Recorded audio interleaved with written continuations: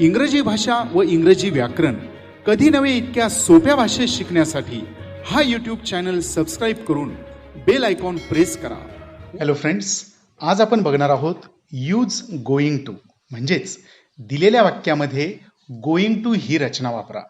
यासाठी आपल्याला फक्त एकाच नियमाचा उपयोग करायचा आहे, तो म्हणजे वाक्यातील शल किंवा विल ऐवजी एम किंवा इज किंवा आर प्लस गोइंग टू लिहावा. म्हणजेच वाक्यातील शल किंवा विल काढून टाकायचा आहे आणि त्याच्या जागी आपल्याला घ्यायचं आहे एम किंवा इज किंवा आर यापैकी एक सहाय्यकारी क्रियापद आणि त्याच्यानंतर गोइंग टू. तर आता याचे एक्झाम्पल्स आपण पाहूया. I shall sing with Anil, याचं उत्तर बघा काय झालंय. I am going to sing with Anil. काय केलंय पहा, शल काढून टाकलाय आणि नियमानुसार त्याच्या जागी आपल्याला घ्यायचं आहे एम इज आर पैकी एक सहाय्यकारी क्रियापद. तर एम इज आर या तिन्हींचाही अर्थ एकच आहे. या तीन पैकी एकच सहाय्यकारी क्रियापद घ्यायचं. तर ते कसं घेणार, तर ते घेणार आपण कर्त्यानुसार, म्हणजेच त्या अगोदर आलेल्या शब्दानुसार. तर या ठिकाणी बघा, आपण शल काढून त्या जागी am is are going to घ्यायचा आहे. मग शलच्या अगोदर आलेला कर्ता जो आहे तो आहे आय, आणि आपल्याला माहितीच आहे की आय नंतर नेहमी एम हे सहाय्यकारी क्रियापद वापरतात. जर कर्ता एक वचने असेल तर इज वापरतात आणि अनेक वचने असेल तर आर वापरतात. तर मग एम इज आर या तीन पैकी या ठिकाणी आपल्याला आय नंतर घ्यावा लागेल एम, त्यानंतर घ्यायचं आहे रचनेनुसार गोइंग टू. बस एवढाच बदल आहे. शल काढून त्या जागी घेतलाय एम गोइंग टू, बाकीचा भाग तसाच आहे. उत्तर झालंय I am going to sing with Anil. दोन्ही वाक्यांचा अर्थ तोच आहे. I shall sing with Anil, मी अनिल बरोबर गाणार आहे. I am going to sing with Anil, मी अनिल बरोबर गाणार आहे. Next, Anushka will play kho kho. या ठिकाणी बघा, विल काढायचा आहे आणि त्या जागी घ्यायचा आहे एम किंवा इज किंवा आर प्लस गोइंग टू.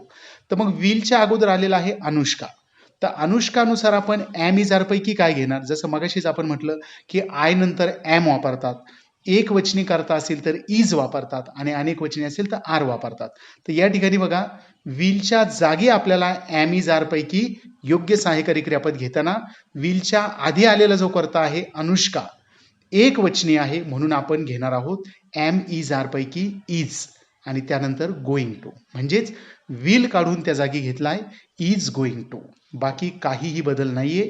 उत्तर झालंय Anushka is going to play kho kho. त्यानंतर पहा पुढचं एक्झाम्पल आहे I shall face my problems.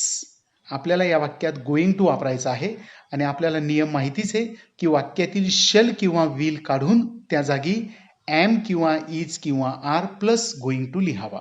मग या वाक्यात बघा, I shall face my problems, shall जो आलेला आहे तो आपण काढून टाकणार आणि त्या जागी काय घ्यायचं आहे आता आपल्याला am is are plus going to. तर शलच्या आधी आलेला आहे आय आणि आपल्याला माहितीच आहे आय नंतर आपण वापरतो एम आणि त्यानंतर घेतलाय गोइंग टू. म्हणजेच शलच्या जागी घेतलाय एम गोइंग टू. उत्तर झालंय I am going to face my problems. Next आहे Sanvi will read many stories. या ठिकाणी शल किंवा विल पैकी विल आलेला आहे, तर तो विल काढून त्या जागी पहा घेतलाय आपण इज गोइंग टू. कसा, विलच्या आधी आलेला जो कर्ता आहे सानवी हा एक वचनी असल्यामुळे इज घेतलाय आणि त्यानंतर घेतलेला आहे गोइंग टू. उत्तर झालंय Sanvi is going to read many stories. Next, they will study for 3 hours. या ठिकाणी पहा विल काढून त्या जागी am is are plus going to घ्यायचा आहे. तर विलच्या आधी आलेला आहे दे, दे हा करता अनेक वचने आहे, म्हणून आपण एम इज आर पैकी घेणार आहोत आर आणि त्यानंतर गोइंग टू. म्हणजेच विलच्या जागी घेतलाय आर गोइंग टू. उत्तर झालंय they are going to study for 3 hours. त्यानंतर पुढील एक्झाम्पल पहा, Satyajit and Anjaneel will live together.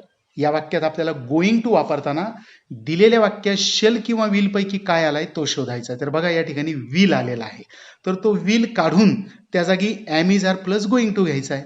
मग विलच्या आधी आलेला जो कर्ता आहे सत्यजित अँड अंजनील अनेक वचनी करता आहे, म्हणून आपण घेणार आहोत एम इज आर पैकी आर आणि त्यानंतर गोइंग टू. म्हणजेच विल काढून त्या जागी घेतलाय आर गोइंग टू. उत्तर झालंय Satyajit and Anjaneel are going to live together. अशा पद्धतीने अतिशय सहजपणे आपण वाक्यात गोइंग टू वापरू शकतो. या ठिकाणी एक टिप सुद्धा आपल्याला दिलेली पहा, ही टिप सुद्धा लक्षात घेणं फार महत्वाचं आहे. बघा, दिलेल्या वाक्यात शल किंवा विल नंतर नॉट असेल तर तो नॉट उत्तरात एम किंवा इज किंवा आर नंतर लिहावा. लक्षात घ्या, दिलेल्या वाक्यात शेल किंवा विल नंतर नॉट असेल तर तो नॉट उत्तरात एम इज आरच्या नंतर लिहायचा आहे. याचं एक्झाम्पल पहा. Abhishek and Anurag will not quarrel with each other. या ठिकाणी पहा, आपण गोइंग टू वापरायचा आहे. तर आपला जो मूळ नियम आहे, वाक्यातील शेल किंवा विल ऐवजी am is are going to लिहावा. तर बघा मग वाक्यात काय आलेलं आहे, शेल किंवा विल पैकी विल आलेला आहे. मग हा विल काढून त्या जागी आपण घेणार आहोत am is are plus going to. तर मग या ठिकाणी पहा, अभिषेक अँड अनुराग हा करता अनेक वचने आहे म्हणून आपण घेतलाय आर आणि त्याच्यानंतर आपल्याला घ्यायचा आहे रचनेनुसार गोइंग टू. पण ही टीप काय सांगते की दिलेल्या वाक्यात जर शेल किंवा विल नंतर नॉट असेल तर तो नॉट आपल्याला उत्तरामध्ये एम किंवा इज किंवा आरच्या नंतर लिहायचा आहे. मग बघा, इथे आपण जो आर घेतलाय त्या आरच्या नंतर आपण घेतलेला आहे नॉट आणि त्याच्यानंतर मग रचनेनुसार घेतलाय गोइंग टू. म्हणजेच विल काढून त्या जागी घेतलाय आपण आर गोइंग टू, पण विल नंतर जो नॉट आलाय तो आपण आर नंतर वापरलेला आहे. म्हणजेच विल नॉटच्या जागी घेतलाय आर नॉट गोइंग टू. उत्तर झालंय Abhishek and Anurag are not going to quarrel with each other.